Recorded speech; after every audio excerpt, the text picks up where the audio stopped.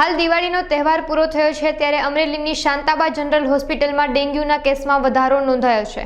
હાલ ઓપીડીમાં ઘટાડો તો થયો છે, પરંતુ ડેન્ગ્યુ જેવા ગંભીર કેસોમાં ધરખમ વધારો થવાથી આરોગ્ય તંત્ર દોડતું થયું છે। અમરેલી સિવિલ હોસ્પિટલમાં ડેન્ગ્યુના દર્દીઓ ઉભરાયા છે। અમરેલીના અલગ અલગ વિસ્તારમાં તાવ, શરદી અને ઉધરસ જેવા કેસો જોવા મળી રહ્યા છે, જેમાં ડેન્ગ્યુના પોઝિટિવ દર્દીઓનો આંકડો 43 પહોંચ્યો છે। ત્યારે ખાનગી હોસ્પિટલમાં ડેન્ગ્યુના કેટલા કેસો હોઈ શકે છે? Doctor R M. Jitiya, medical superintendent, Shantaba medical college અને જનરલ હોસ્પિટલ અમરેલી। ચોમાસા પછી સામાન્ય રીતે માખી, મચ્છર વગેરેનું ઉત્પાદન વધતું હોય છે, એનું બ્લીડિંગ વધતું હોય છે, એના લીધે બીમારીઓ વધતી હોય છે।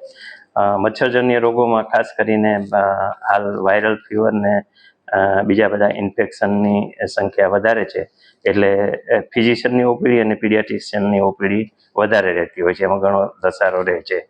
જે ખાસ કરીને મચ્છરજન્ય રોગો છે એનું ટેસ્ટિંગ આપણે કરીએ તો ડેન્ગ્યુ માટે પાછલા ઓક્ટોબર માસમાં આપણે 480 જેટલા સસ્પેક્ટેડ સેમ્પલ લીધેલા હતા, એમાંથી 73 જેટલા પોઝિટિવ આવ્યા।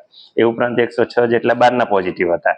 એમ કરીને બધા મળીને કુલ 179 જેટલા દર્દીઓને આપણે ડેન્ગ્યુના કેસોને સારવાર આપેલી છે।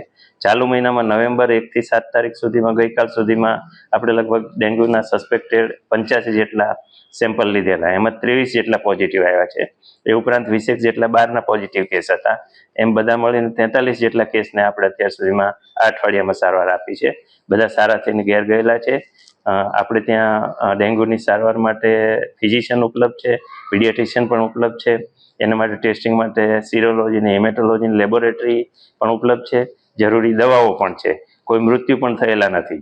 અને ડેન્ગ્યુનું જે આ ખાસ કરીને સિઝન છે એના માટે જિલ્લા આરોગ્ય તંત્ર અને રાજ્યના એપિડેમિક સેલ તરફથી પણ પૂરતું માર્ગદર્શન અને એનું મોનિટરિંગ પણ ચાલુ છે।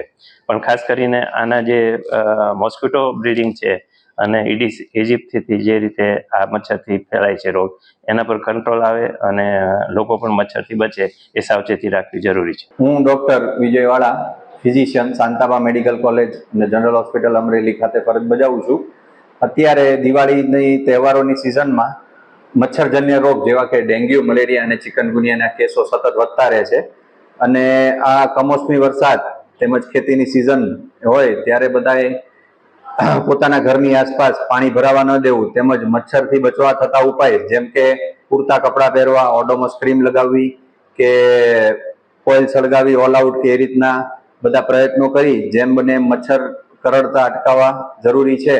કારણ કે ડેન્ગ્યુ, મલેરિયા, ચિકનગુનિયા ત્રણેય મચ્છરજન્ય હોય। અત્યારના સિઝનમાં ડેન્ગ્યુના કેસીસમાં બહુ જ ઉછાળો જોવા મળ્યો છે, અને ડેન્ગ્યુમાં મુખ્યત્વે એના સિમ્પટમ્સમાં માથું દુખવું, આંખો બળવી, આંખો દુખવી, કમર દુખવી અને તાવ, દવા લેવા છતાંય તાવમાં રાહત ન થાય, તેમજ પ્લેટલેટ પણ ઘટે, અને જો વધારે ગંભીર પરિસ્થિતિ થાય તો લોહી વહેવાનું ચાલુ થાય, કિડની, લીવરને પણ નુકસાન થાય।